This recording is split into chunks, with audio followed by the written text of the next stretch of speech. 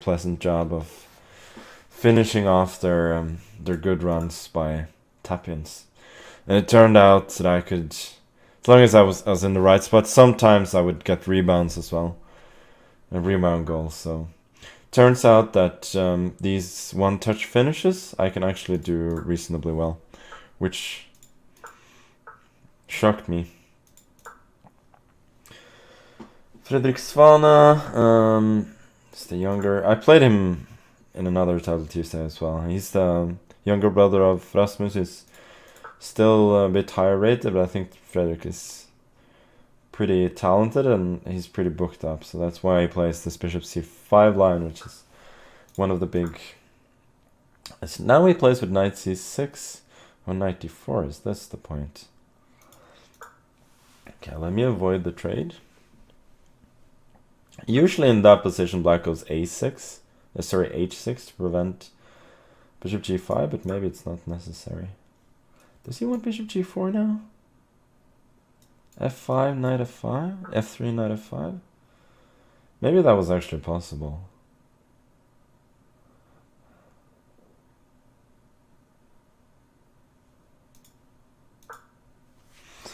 Okay, let's just protect this and then try and develop. Yeah, I was worried that he might go for a quick C6 and then D5. Now I kind of have to play this somewhat dull structure.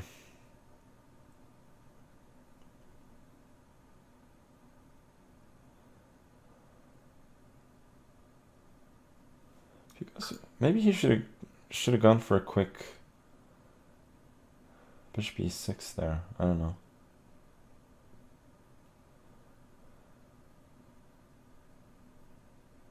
I feel like my knight is not very good on C3, so I want to move it somewhere else.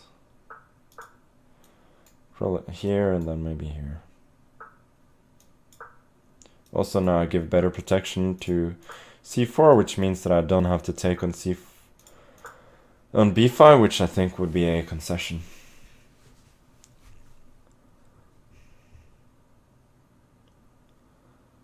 And his knight is pretty short of squares, so he may want to reroute it like this. So queen b7. I think I'm quite happy to go bishop a5. I'm not thrilled about exchanging those bishop potentially, but I am gaining some dark squares here if he trades. Maybe he wants c5 now?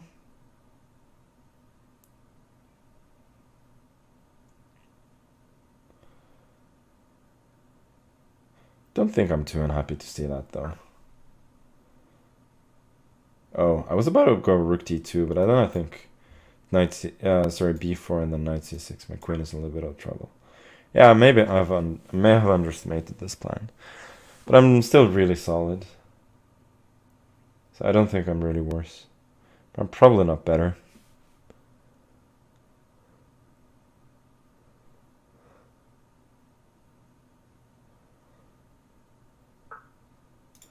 So he locks up the center.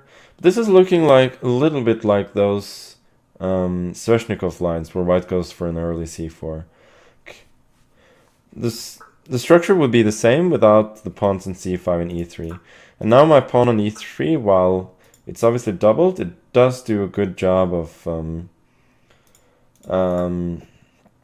protecting the square on d4, meaning that he could never put a knight there. And even though he gets he does get a4, I don't think it does a whole lot. So he allows me to take, which is double-edged. I'm not sure it's good. E4, but now at least my pawns are semi-mobile, and once again, I'm not sure he's really achieving all that much on the queen side here. So he's gonna go rook a2, most probably, and My knight has been on b2 for long, so it's time to bring it to d3 soon. So I'll go queen b1 and then knight d3. And next I can probably go knight f2 and then rook d2. And just like in those positions that you get with in the Sveshnikov, like b3 is the only sort of have weakness that white has, and the rooks don't really do all that much on the a file. So I guess now I'll go for e5. Queen coming to g6. Also a lot of pressure here. But this should lose.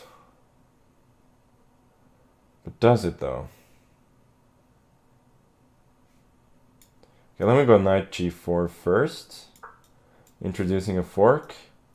Now rook d8 is a big threat. He could go e4 and then hide the king on h7, but I think I have way too much activity there. Okay, he just resigned.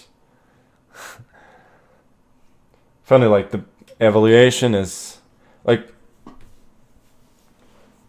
you might think that, like, for me as well, on the glance, I'm thinking like white is better, but it's kind of unclear. And computer just says white, like +6. Best move is knight d6, which is just a free knight.